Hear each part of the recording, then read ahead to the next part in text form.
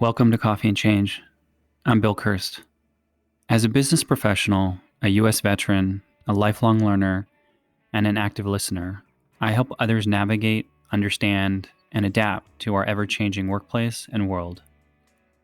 As a third culture kid, I call many places home.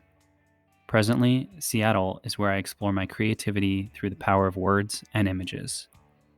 In this podcast, we journey with our guests, gaining knowledge and inspiration from their stories.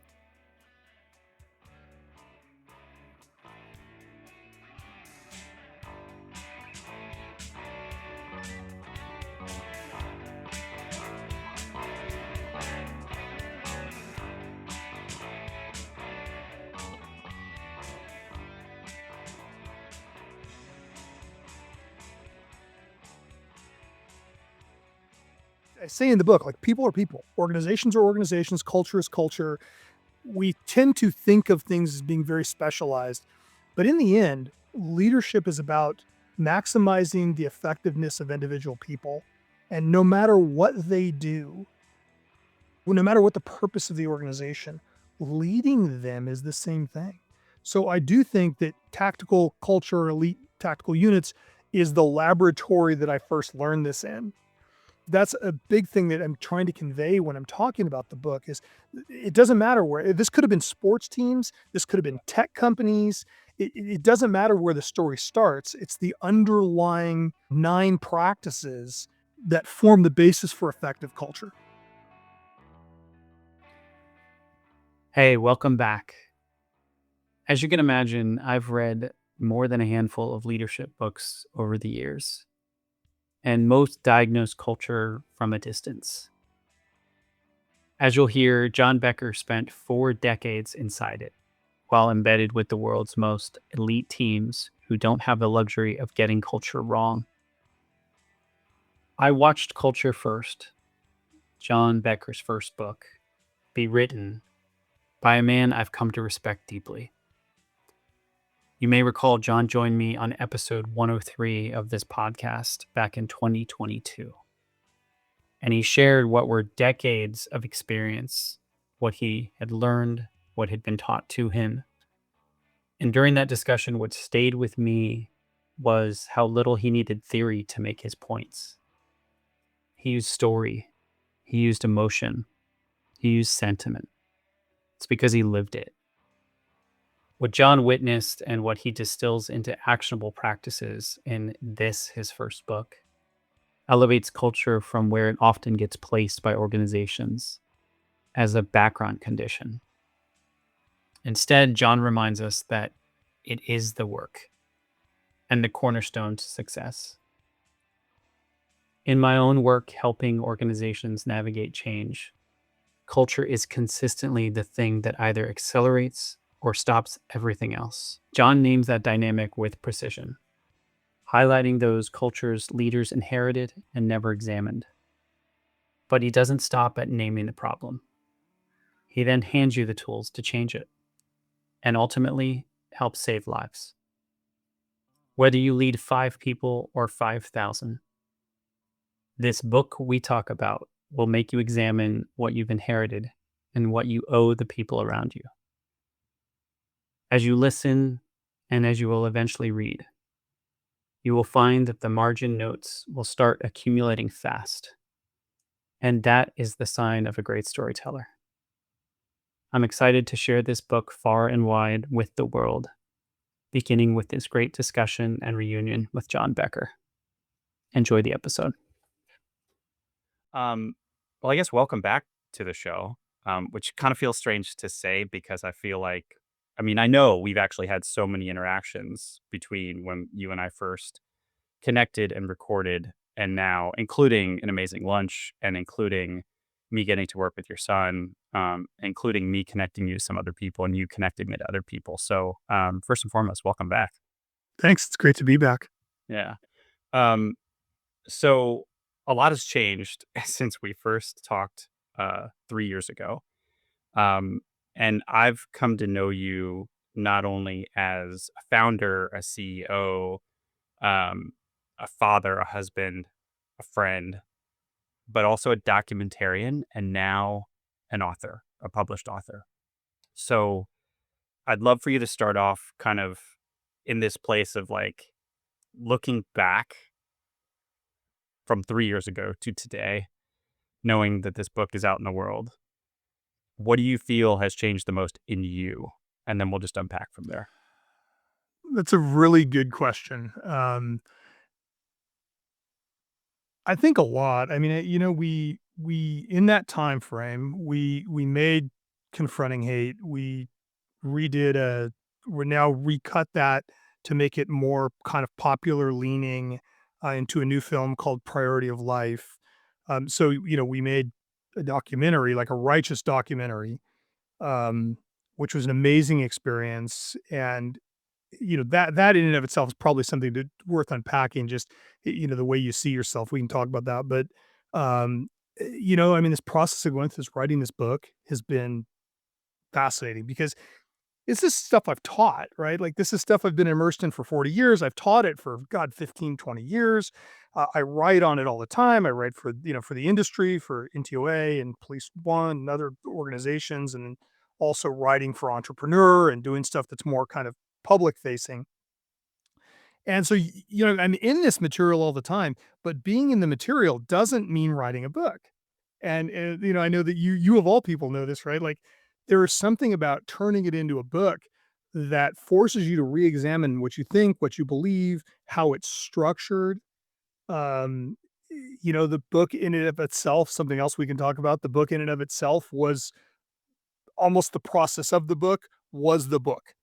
I lived the things that I talk about in the book. I really believe. Like this is stuff that this is not like I went out and wrote a book about something that I researched for a year. This is stuff I've lived for 40 years. I've believed it. I've used it to run my own business. I've taught it, um, and yet in the process of writing the book, I had to re-examine my own views on how surrounding yourself with strong people feels, how subjecting yourself to the criticism of others, and all of these concepts that I talk about in the book became part of the book. Like the book, I kept saying, "Oh, the book is good enough," and my friends kept saying, "No, no, no, it's not good enough."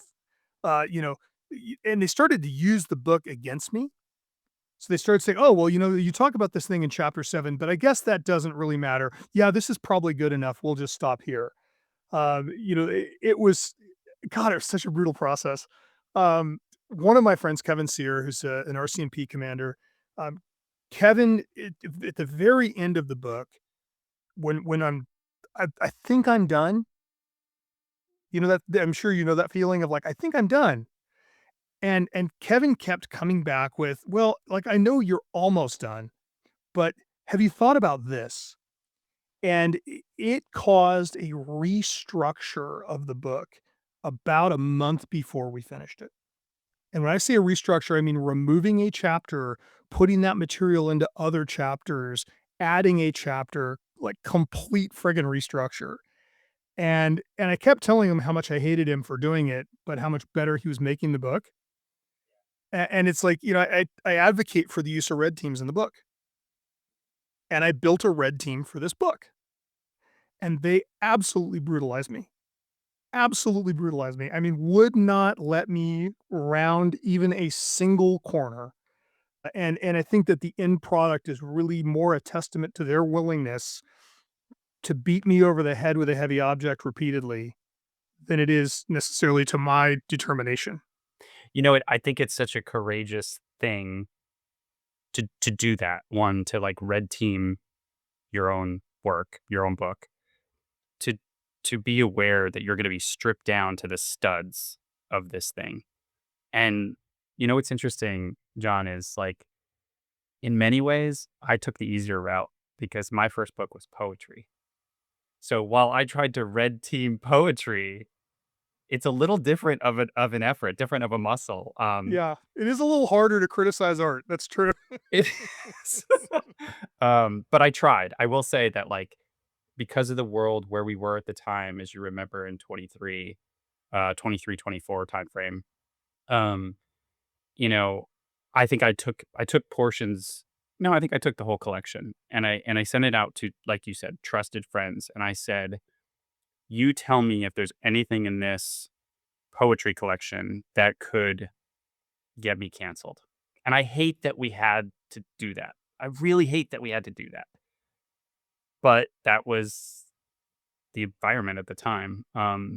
So I think I took a slightly easier path than you took, but yeah.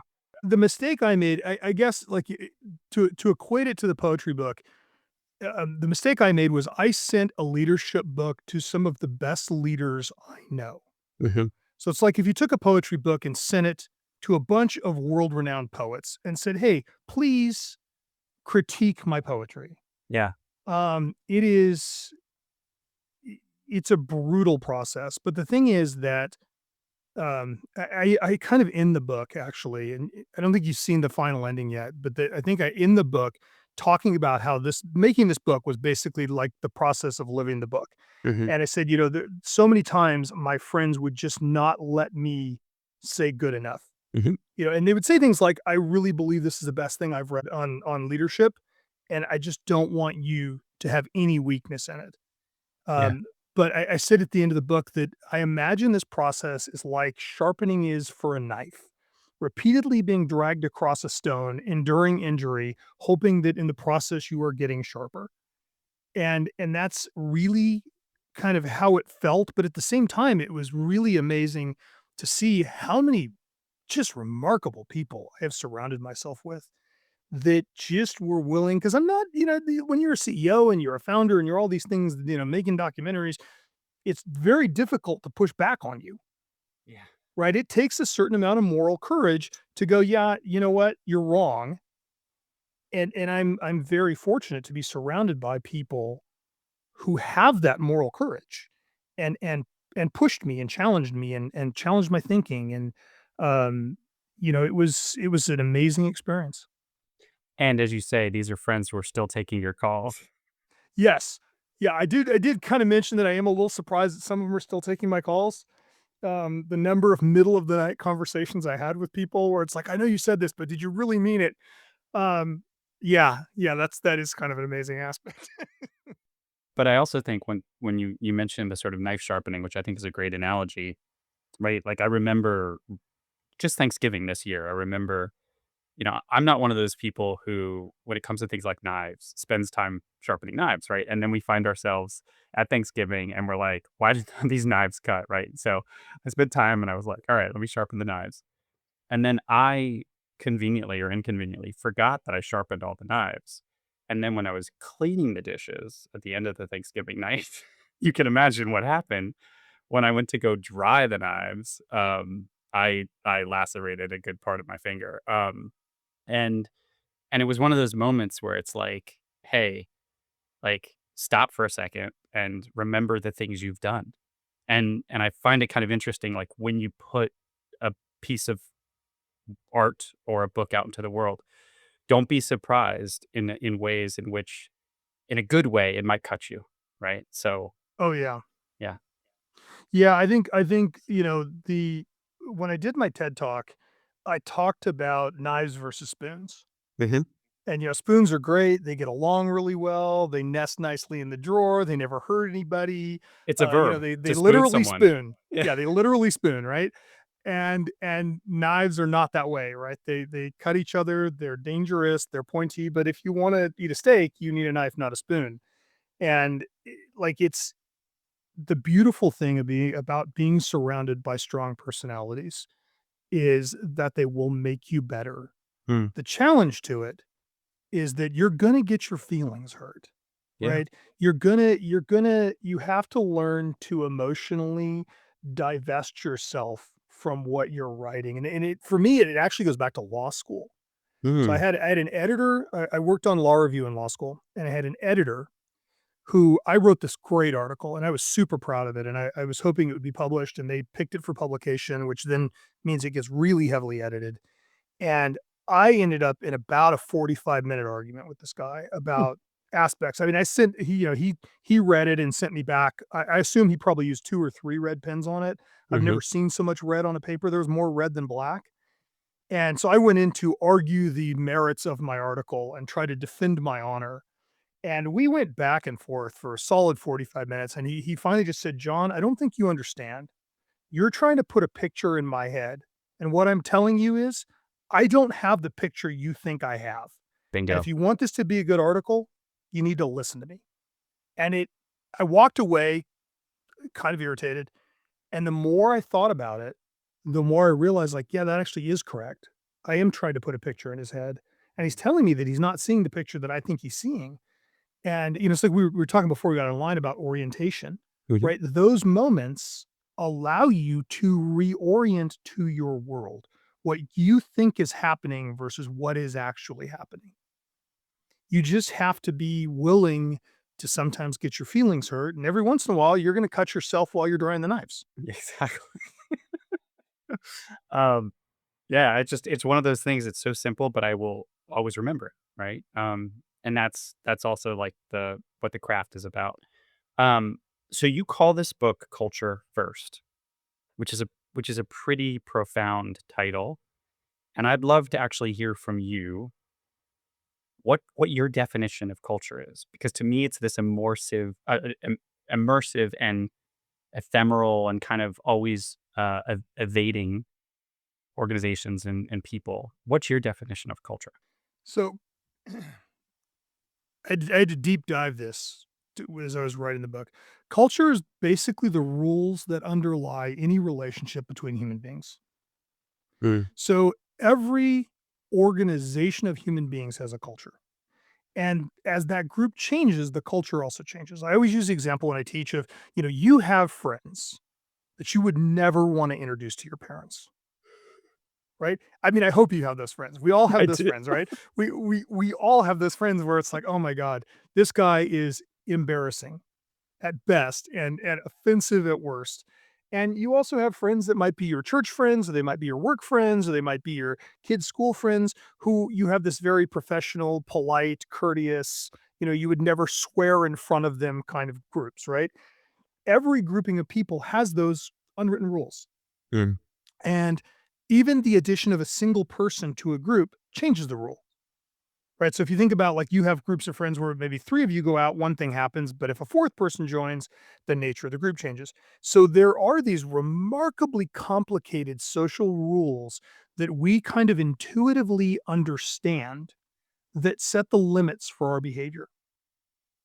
And, that exists in any organization, small group to large group. The way that I'm using culture in the book is to effectively guide a group of people. The leadership of an organization has to set a culture that informs what the rules of this organization are. And I Yeah. don't mean the rules like, you'll park in parking spot number 17. I mean, how do we treat each other? How do we talk to each other? Do we tell the truth? Do we not tell the truth? What are we doing as an organization? And so there's this intersection between culture and social rules and purpose. And, I always give the example of if you're driving down the street and you see a young girl pushing a car on the side of the road and you and another guy hop out to push the car, are you guys a team? Sure. Yeah. Yeah. As long as you're pushing in the same direction. What if he's pushing in the other direction? You're not a team anymore. We form teams very easily. That is one of the things that makes human beings unique. Is you think about even in unfamiliar social circumstances, holding an elevator door for somebody, right? We form little teams. We are collaborative. We're a collaborative species, and so you need an aligned purpose to form the team. The culture sets the rules for the team, and so the argument of the book is don't allow either one of those things to happen accidentally. Mhm. Build the culture intentionally. Build the purpose intentionally. And tell both of those stories throughout the organization in everything that you do so that there's never a question about why are we here? What is our purpose? What are we doing? And then what are the rules for how we treat each other, how we interact with our clients, all of those things. And that's really kind of the underlying tenet of the book. I love that you mentioned stories because that's how it all comes to life. Would you agree? 100%. And it's funny because we don't give story enough power. What separates human beings from other animals is the ability to tell stories. Like the example I've used for years is the first guy that found a rattlesnake got bit by the rattlesnake. If he didn't tell anybody, that continued to happen until he said, hey, long skinny thing, fangs at the front, rattle at the back, don't touch it. And then that never happened again. We are the only species on Earth that can do that at scale, right? We can do it individually. I can show you, point, and go, hey, don't touch that thing. But I can write a book and send that book all over the world, and somebody will know that what a rattlesnake looks like and not touch a rattlesnake. And that, I think, that is why human beings evolve as rapidly as they do, and that is why human beings enjoy this kind of privileged position in the world. It's all rooted in story, and what we remember are stories. We don't remember rules. We don't remember complicated formulas. We remember story. And so, one of the sections of the book actually talks about intentionally telling story. You know, it's how we do sense making. To your point, there are rules and there are contracts and social contracts, but that's not what we retain, and it's not how we relate. Like we will resort to those if we have to, but to your point, we start with story. We typically end with story. So this next question's a little bit around what I see right now in organizations, and you've seen for decades. But when you think about things are going great in organizations, culture is the first thing to be lauded, to be applauded, to be referenced. And then when things are really constricted, what we're seeing now in the economy, in industries, in society, it's silently first species on the altars of sacrifice. Why do you think that is? I think there's a couple things in play. Leadership sets culture, and good organizations are effectively led organizations, right? There are organizations that have intentionally built culture. They have leadership that manifests that culture and shares it down. So when the organization is successful, it's very easy for leaders to go, well, I've built the right culture. When the organization is not successful, the culture is still the problem, right? If culture is what makes it great, culture is what makes it terrible. But of course, it's a lot easier to look and go, well, the employees are this, the people are that. They're not stopping to look at, no, I've ineffectively set the culture. So I think that's one thing. Is it's kind of a history is written by the victor, right? Um, but I think also that we're going through a really interesting tumultuous time in culture, right? Starting, I think, with COVID. I think we were probably starting to see some of it before that, but I think COVID kind of undermined our social contract. I think that we became very selfish, very introspective, very self-focused. Um, I think that no matter which side of the political spectrum people were on, they felt like the government did not serve them the way that they were. As a guy who's dealt with government my entire life, to say that I was disappointed in how prepared we were for something that had been forecasted for 30 years is a gross understatement. Like, I knew we weren't that good. I didn't think we were that bad. But I think it forced people to look at their relationship with work. I think it forced them to look at their purpose. And I think that we've kind of lost purpose in a lot of organizations. I mean, I see it tremendously in law enforcement. We have done a very effective job socially of undermining law enforcement and second guessing it. And there's certainly been some terrible examples, but those terrible examples are anomalies, right? They're not the norm. And we've allowed kind of media narrative to drive this undermining of the purpose of law enforcement in a way that is, I've never seen such retention problems. In 40 years of working with the government and working with SWAT teams, worldwide right now, most SWAT teams are down 20-25%. Like, it's a terrifying statistic. They can't hire people. They're lowering standards. They're doing all kinds of things. And so the question is, well, why? Well, because that used to be a job that had a very clear purpose that society appreciated. And so although you were gonna suffer for taking the job, it's kind of, I can almost equate it to like post-Vietnam War with the military, where it's like that you joined for what you believe is an altruistic purpose to help society, and all of a sudden society is treating you as a pariah. It undermines that purpose. And when your purpose is undermined, like you've got to love what you do, right? Like, every day you spend more time working than you do anything else. More time with your coworkers than you do with your family, no matter how well balanced your life is. And so if that purpose starts to suffer, it's very, very hard to enjoy work. And I think that COVID caused everybody to do that math. And I don't think the math ended up well in most cases. I don't think offsite working as an experiment has worked. I think that part of the disaffection we see right now is we've lost tribe, right? Like there is value to tribe. We are tribal monkeys, and like we need that connection with each other.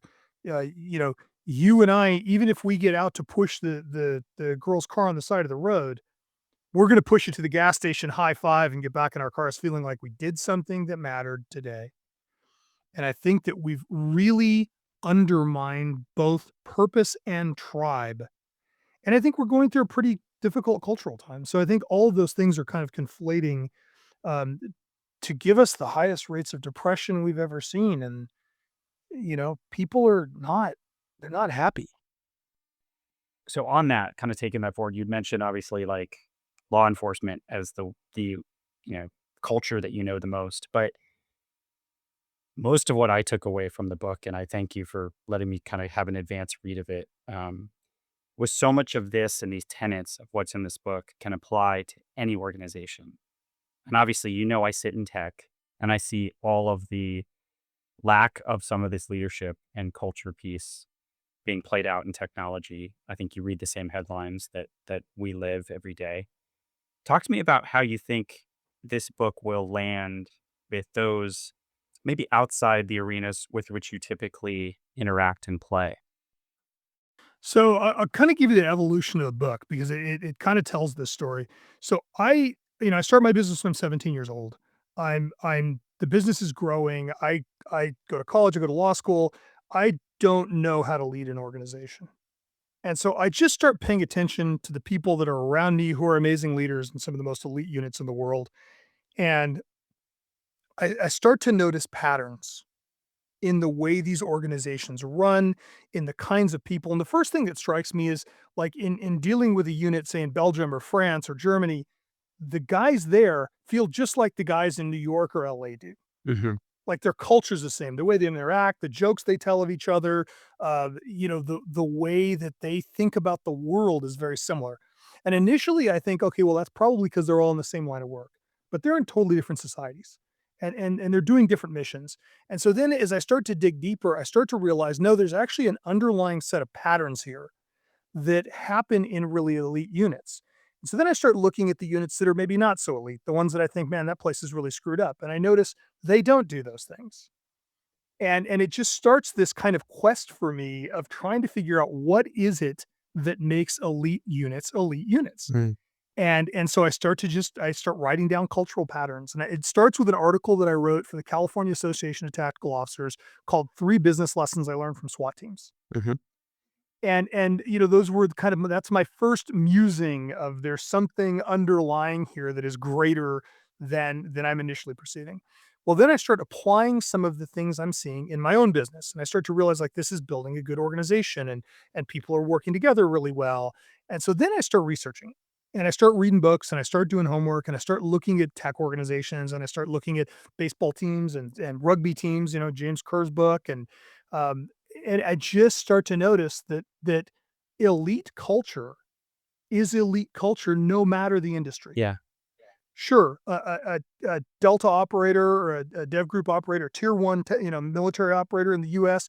is not necessarily going to be a guy at Apple Computer, but the overlap between those circles is so much more than you would give it credit for.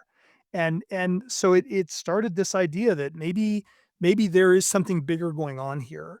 And maybe leadership is leadership no matter where it occurs, and culture is culture. I say in the book, like people are people, organizations are organizations, culture is culture. We tend to think of things as being very specialized, but in the end, leadership is about maximizing the effectiveness of individual people. And no matter what they do, no matter what the purpose of the organization, leading them is the same thing. So I do think that tactical culture, elite tactical units is the laboratory that I first learned this in. that's a big thing that I'm trying to convey when I'm talking about the book is it doesn't matter where this could have been sports teams, this could have been tech companies. It doesn't matter where the story starts. It's the underlying 9 practices that form the basis for effective culture. Yeah, and I think what I really loved about reading this book was in every one of your stories that you tell, one, to your point earlier, right? You did a really good job conveying the story so that I could envision and see it happening, right? That's always a really talented thing to do to your earlier point. But secondly, I could relate to it in my world. I could just sort of swap the characters out and say, this was exactly what happened to me in this industry with this customer, with this nonprofit, with this university. It was so universal. Yeah. I think that was the most surprising thing as I did it. As I started to research and you start reading about, Pixar or Apple or, the New Zealand All Blacks or, Ferrari's Formula One team or, pick the high performing organization. You just start to see like, oh yeah, no, this guy, Steve Jobs is like this other guy that I knew over here. And they're unique, but you probably could have stuck Steve Jobs in any organization, in any culture, in any part of the world, and he would have succeeded at something because of the nature of his skills, Mhm. right? And that's I think why you see, so many people that cross over between industries, or you see people that come from an elite sports background that are then very successful in business, or you see so many people coming out of the SEAL teams and going into, successful businesses is what makes you successful as a leader is going to be the same thing no matter what kind of an organization you're in. Do you think as a result of that, we might see, and again, this is a little bit crystal ball question, but do you think we might see in the next couple months, couple years, because of how much is under disruption, we might see non-traditional people, leaders crossing into different sectors? So, for example, we might have somebody that was in high performance sports come in and lead something in, technology. We might have law enforcement decide, hey, you know what? I want to take some of these capabilities, components of who I am, my leadership, and apply them, I don't know, in tech, right? Do you think there's going to be some possible cross pollination here? I hope so. I hope so. I think that we've become very siloed in a way that's very destructive to our underlying humanity. I think no matter which side of the political aisle you're on right now, you're disenfranchised and disaffected.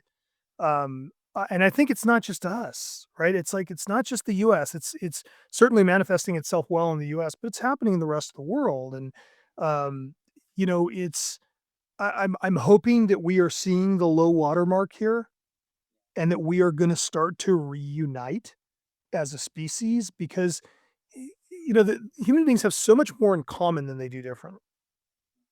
And it's and yet we've allowed media, and I'm not going to say the mainstream media or whatever. We have allowed media to hijack our evolutionary biology. We have allowed them, no matter which side of the aisle you're on, to spend their time scaring us and pointing out how different, and in the process emotionally hijack us. And it's, human beings are hardwired to place high value on negative information. We get rewarded. If I tell you that your neighbor's kid got into Harvard, it doesn't, unless you really have a close relationship with the kid, it has no effect on your brain. But if I tell you that your neighbor's kid has a contagious disease, your brain lights up and rewards you for finding bad information, which evolutionarily was great, right? That's what kept us out of trouble. Is we find something dangerous, we remember it, we share it, and it rewards our brain. That's why we gossip about people. That's like we are negatively biased as a species. The problem is, much like the food companies have figured out how that perfect bliss point between salt and sweet makes us eat potato chips until our head explodes, or the great evil of salted caramel. Um, we've allowed that to happen in media, and social media has magnified it and intensified it. But what we are allowing, what we are choosing through what we're watching, is to be divided, and to be divided so that organizations can make money dividing us. And I always tell people, like, if you're really unhappy with the world, get off of social media, turn off your TV, and have a conversation with your neighbor. Yeah. Because the same neighbor that you hated because he had a Biden sign or a Trump sign in his front yard has the same problem with the neighborhood coyote and his trash that you do. And if you just spend time looking at what connects us, you will have a happier life. The people around you will have a happier life. And I'm hoping that we're kind of hitting that point where we're all starting to go, wait a minute, like, hold on. Why have we allowed this to happen to us and allowed us to divide? Because if you don't talk politics with people and you talk about your kids or you talk about the weather, you talk about whatever, you'll like them. So just stop. Right? And one of the things that I think is important from a leadership standpoint is leaders do this same thing. Bad leaders divide their people and pit them against each other and use fear to inspire people, but it doesn't inspire people, it just scares them. It moves them down the Maslow triangle, it makes them hate their jobs, it makes them hate their lives. Really effective leaders are people that take someone and to a level they didn't know they would get. And I think that that's a lot of what I'm trying to convey with the book is that leaders that are selfless, that are looking at other people, that are spending time focusing on their culture can build an environment. You know, there's a General McChrystal uses the example of a gardener, right? And this idea of leaders are gardeners. A gardener creates an environment where things can thrive. That's what they do. That's what effective leaders do is they create an environment where the people that work with them can thrive. And sometimes that means that you're cutting a branch off, sometimes it means you're pulling a weed, sometimes it means whatever, but most of the time, it means just giving them sunlight and water and giving them an opportunity to flourish and to grow and to develop and caring about them as individuals. And if we just do that, man, like the world becomes a better place. My next question was going to be why now? Why write this book now? But I think you just answered that question. Yeah, I mean, I definitely feel like it's a good time to tell this story. And candidly, like this has been slogging around in my brain for a long time, and I finally just got fed up enough. I think on the heels of the documentary, when we finished that, um, I had several conversations with friends, and they kept saying, like, "You ever going to write?" Originally, it was called culture centric leadership, and that was like that's how I've always taught it is culture centric leadership. And then when we went to book titles, somebody said culture first, and that was way more effective. So I was like, "Oh, that is a better title." Um, it's, I think it was just I had reached a point where it was crystallized enough in my brain that it was time to put it on the table and murder it. But Yeah. it was a murderous process for sure. Yeah. I think, I hear a lot of times that people will say, like, there's a book in everyone. Um, is that something you believe? Like, there is a book in everyone? I think so. I mean, I think there are interesting stories in everybody. Yeah. I think everybody you meet has something to teach you. Sometimes what they teach you is negative, right? Like sometimes it's they're cautionary tales. Mm. But I think that everybody I used to say that like everybody is a nerd in their own way, right? Everybody is nerdy about something, and I don't care what it is. Yeah. I used to have this I had this argument with a friend, and he's like, "Oh, like Ferraris. It's pretty hard to be nerdy as a Ferrari." And I'm like, "No, there are No. guys that like it's their whole life, they've got the gloves, they've got the." And he about 6 months later, he sends me a picture of a guy in a Ferrari on the street with driving gloves, and it's just he just sends me the picture and goes, "Point taken." Yep. I think at its extreme, we're all nerds about something. And so, yeah, I do think that everybody has an interesting story. I don't know that I think everybody might have a book in them. I don't know that everybody can get the book out of them. That's exactly where I wanted to go next, was this element of that is always the last mile, right? And you and I know this, having gone through this. And we talked about this before, right? I It's a said, lot more than a mile. beware the last mile, John. um, because it reminds me of the days of when I was, doing the ruck marches in the military, and you've done the overnight thing, and you're like, I am so close to the end of this. And it is that last stretch where you're just like, I don't think I can do it. Like, I don't think I can do it. Um, so when you think about the process of book publishing, right? There's a lot of it which is, I would say, generative, expansive, putting your story together, connecting with people, bringing all the things that have been kicking around in your head. That's expansive. That's generative. It brings you joy. I'd love to hear a little bit about that part. And then the flip side of that is, as we've been talking a little bit about, it can be very constricted. It can feel very suffocating as well. Can you talk about both sides of that coin as a published author? Yeah, so the generative part of it is interesting. Like when you sit down to, I'm going to write a book, and I know the kind of general subject matter, but it's like you start off kind of broadly. What am I going to include? And here's my list of 476 things that all have to go in the book. And like at some point, it's a 9,000 page book, and then you start to kind of cull ideas and combine them, and clarify your thinking. And I think it is I like both sides of that process. I Mm, like being able to just go kind of unbridled in my thinking for a while and try to just explain the world as it happens, the grand philosophy, and then also having to come back and go, okay, but what really matters? What do I really care about? What moves the needle? And it having just gone through the process of doing the documentary, which is kind of the same process, right?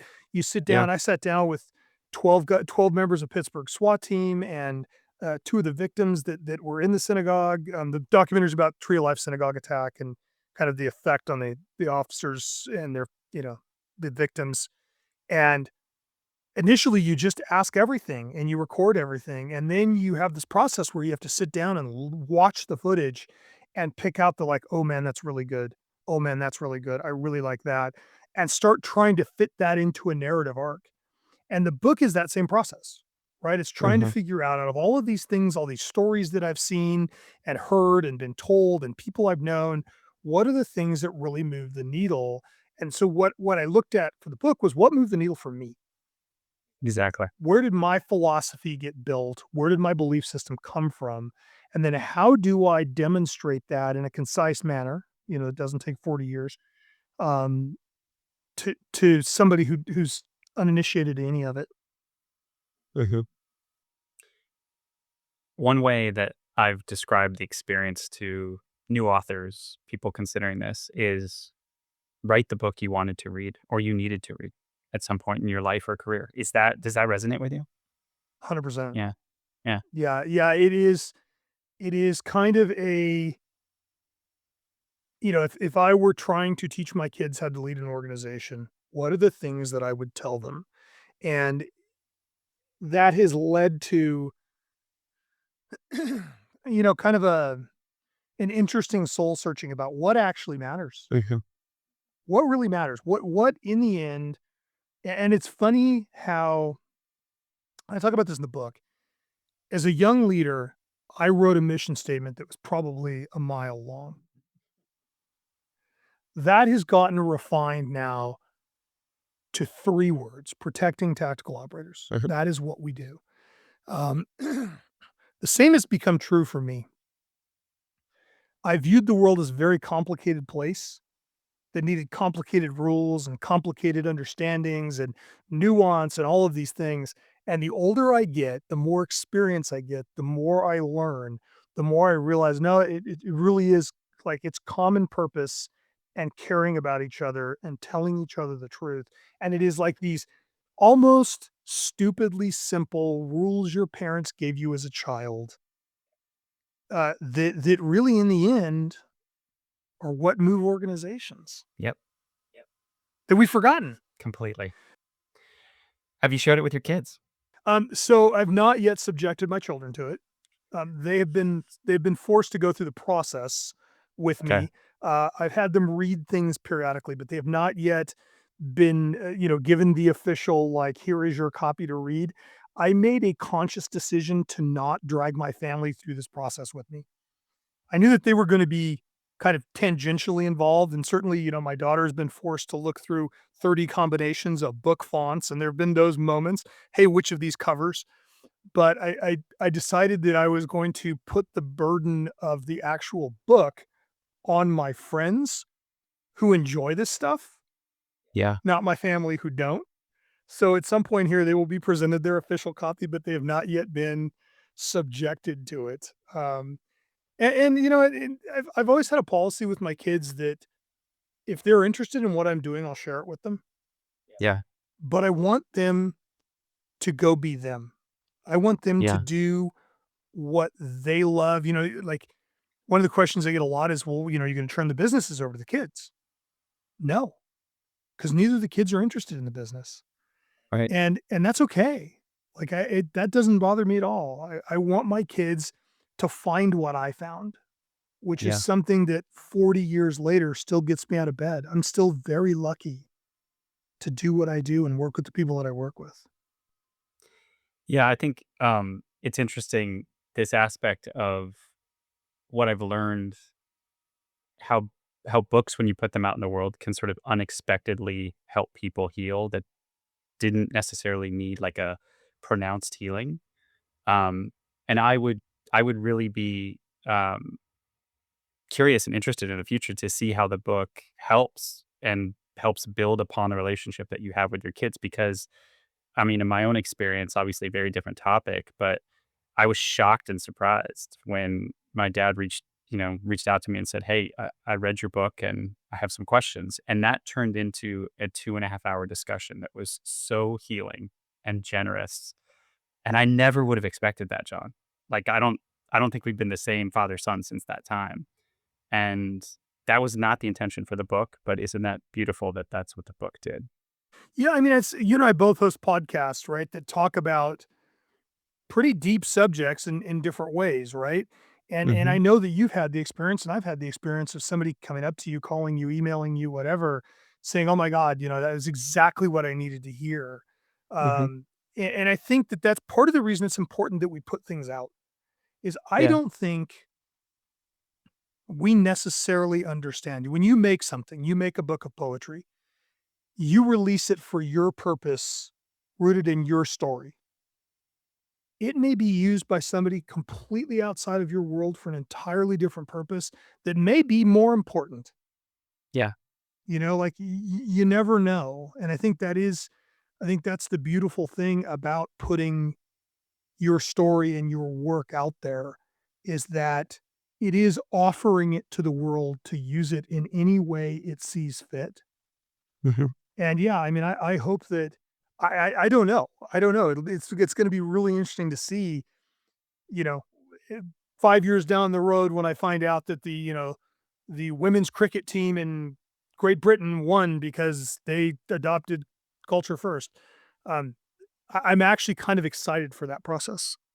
Yeah, I totally agree, and I'm here for watching the excitement of that process. Like, imagine me on the outside the track of you in the race car on the track, like just watching that experience. So I'm excited for that. Two more questions, and I think you've touched on this a little bit, but maybe we can expand a little bit. Who do you hope this book finds its way to?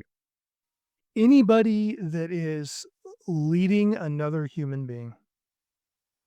I think we are doing such a catastrophically bad job of leading.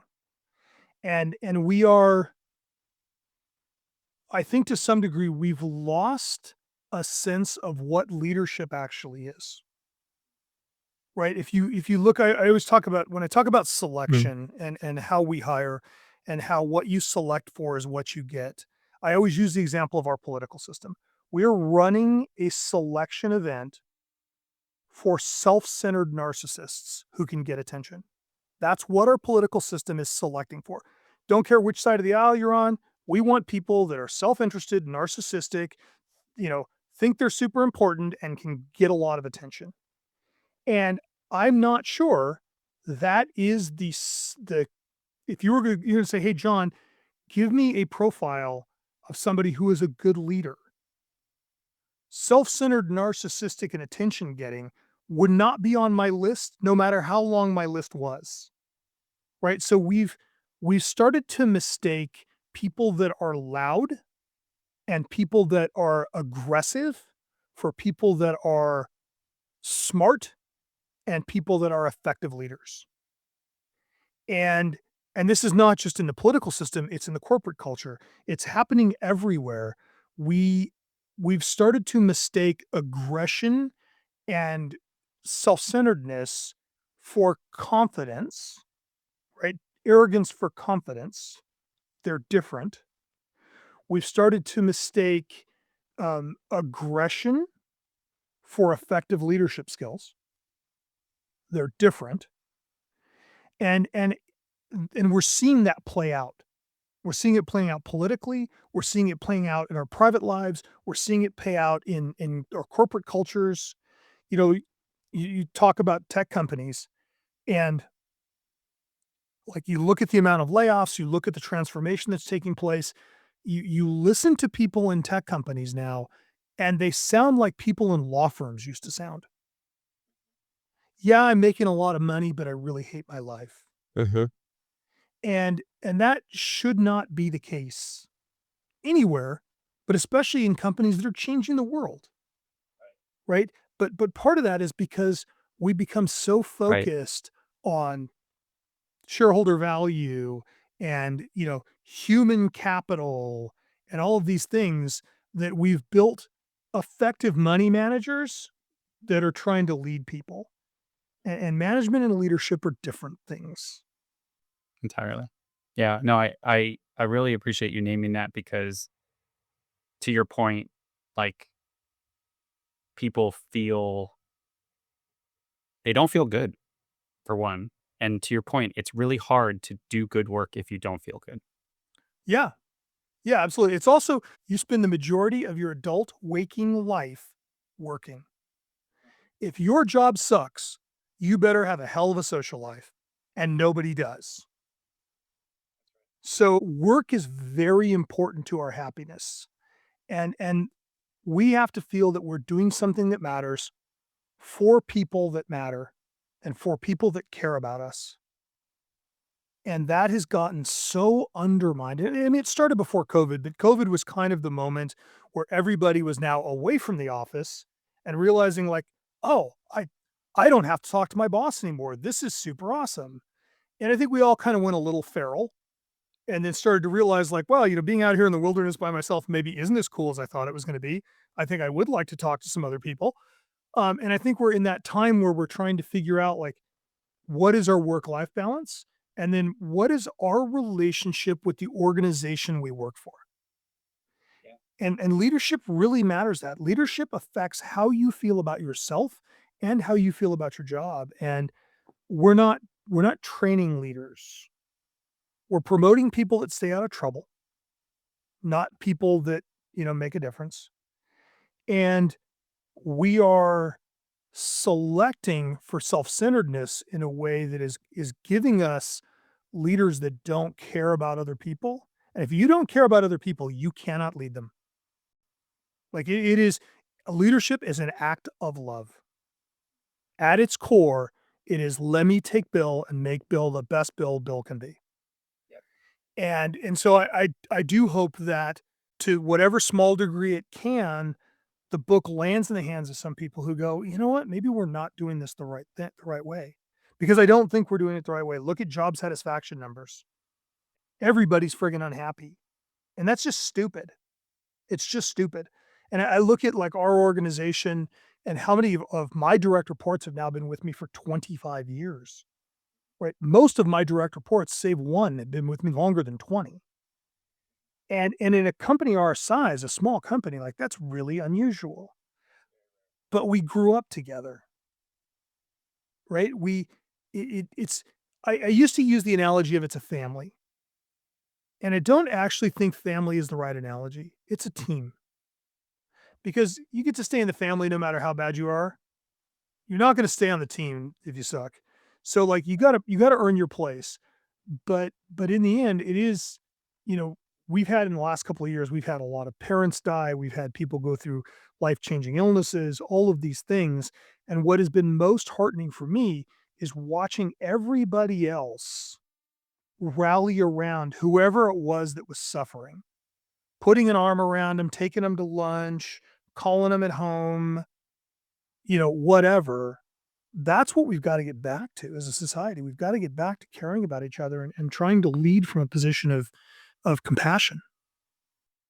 Yeah. It is simplicity of it is so profound all at once. And I think back to what to your point around how we were raised. And I remember some very, wise words from my mom, which was, you show up. That's it. Like, Bill, you show up. The rest will figure itself out. But without you showing up, you can't help. So you show up. And that's kind of the lens and compass with which I, to your point around when somebody's suffering or going through something or whatever, you show up. Just be there. Just be there Just and be give a there. shit. Like, and also realize, like I talk a little bit about in the book about Maslow, and when you are a leader, your job's to get 100% of whatever somebody has. So, like, Bill might be a 10 out of 10, right? Bill may be capable of a 10, and John might be capable of a 6. As a leader, my job is to get a 10 out of Bill and a 6 out of John. And that's not what we do. We go, John's a 6. He's a waste of time. I'm not going to put any effort into him.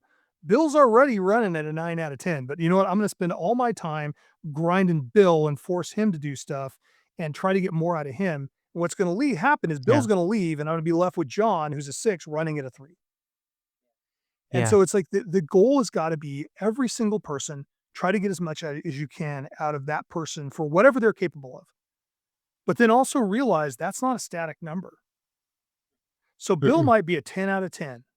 But you know what? If Bill's parents are sick, or Bill's family has problems, or Bill's drinking too much, or Bill has other things, Bill may not have a 10. Bill might only have a 7. So then my goal is to get a 7 out of Bill and hold him in a place that he can recover and get back to being a 10. And we screw that up on both sides. We push him too hard when he's strong, and we basically ignore him when he's weak. We Yeah. write him off. And in both of those circumstances, we're wrong.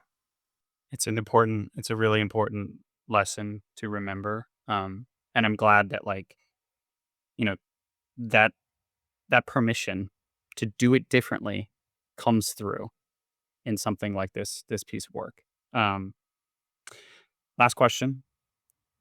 There's an element to being a book author, and this is your first book, correct? First and maybe last. Okay, Like, congratulations. Welcome to the club. this might be enough, Bill. It might have been enough. There's I know. I know.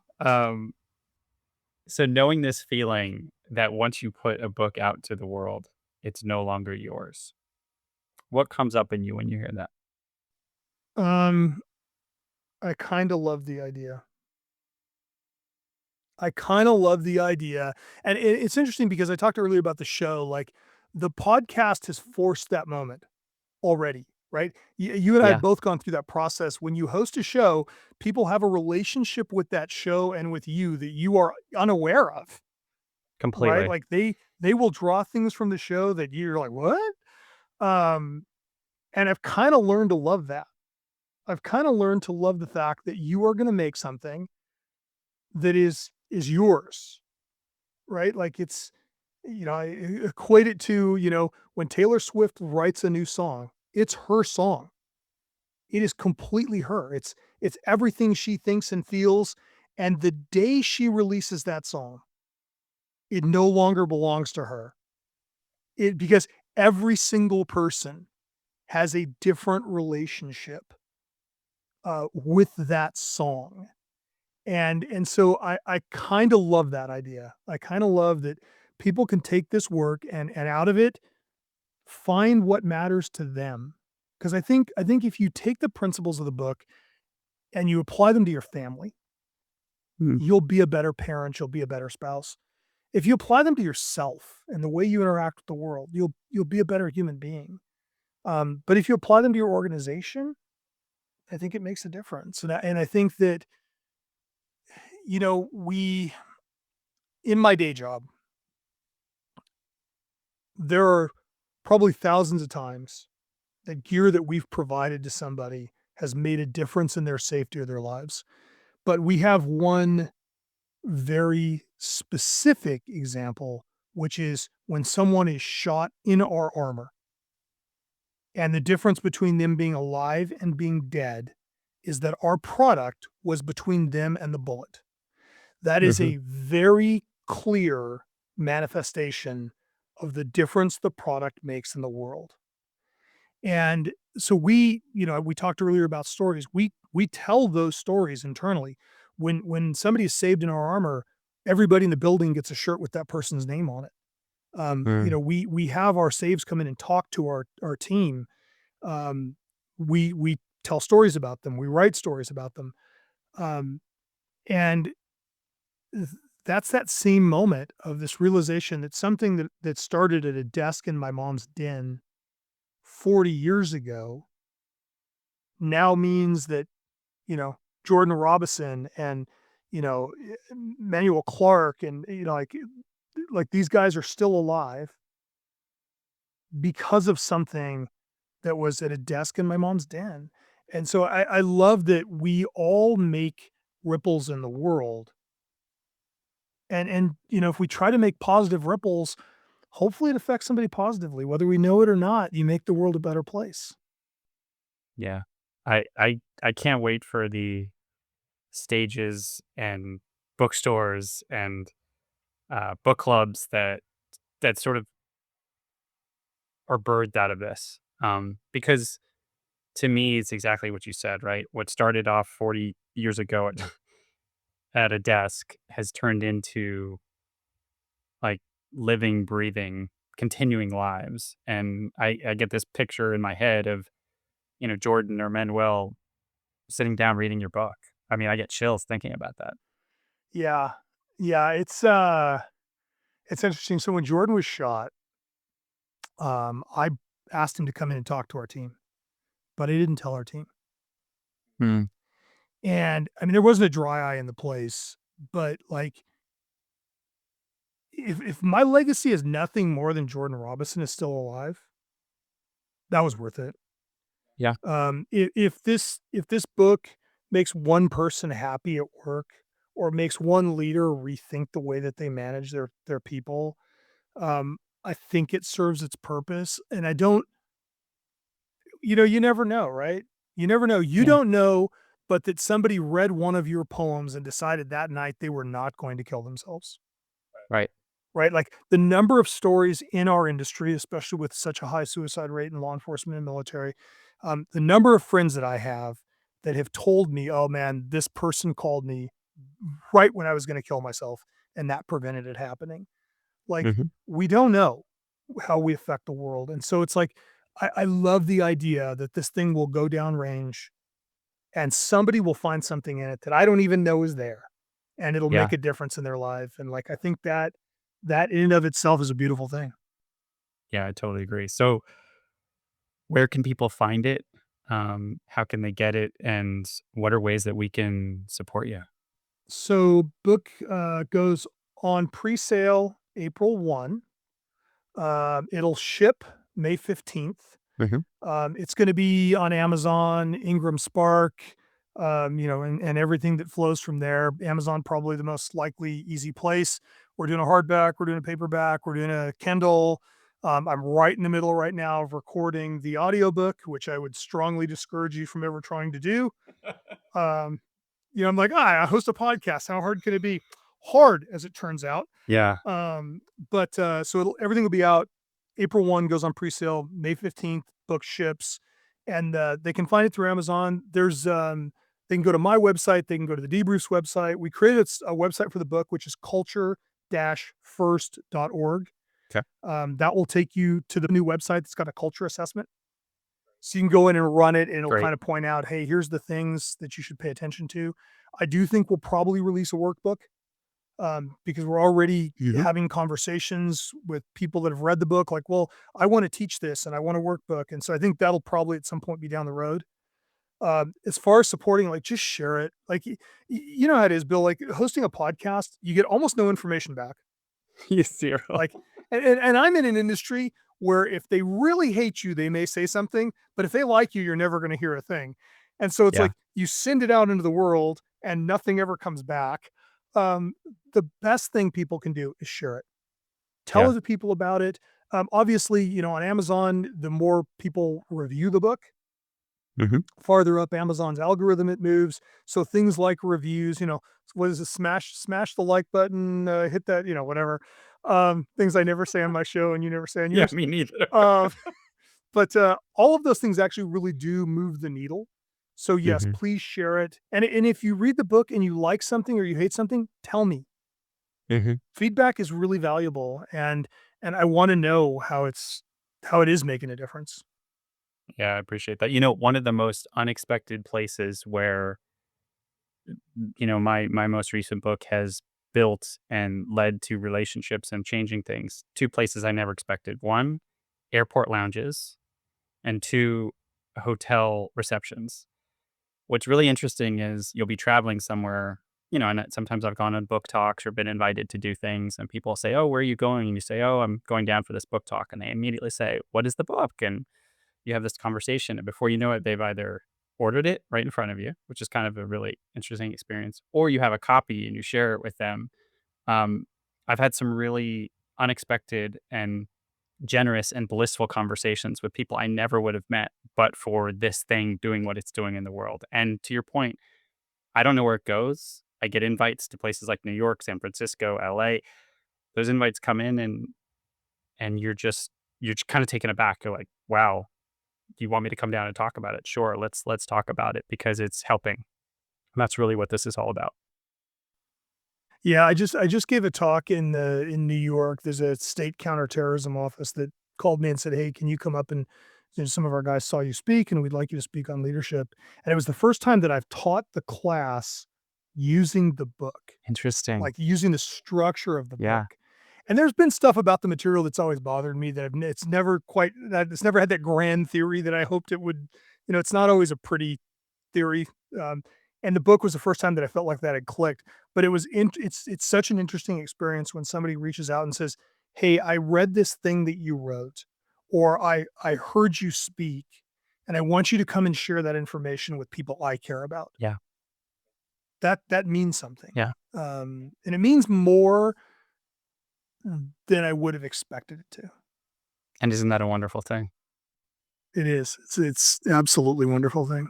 Well, the last thing I'll say, because I just want to kind of put this intention out there into the universe, there's a lot of organizations that have what they call an outside in approach, right? Microsoft has this, some of the other tech companies have it that I know of, where they say, hey, we're going to go outside our organization to invite somebody in to talk to us about leadership, to talk to us about culture, to talk to us about like these grand changes that are happening.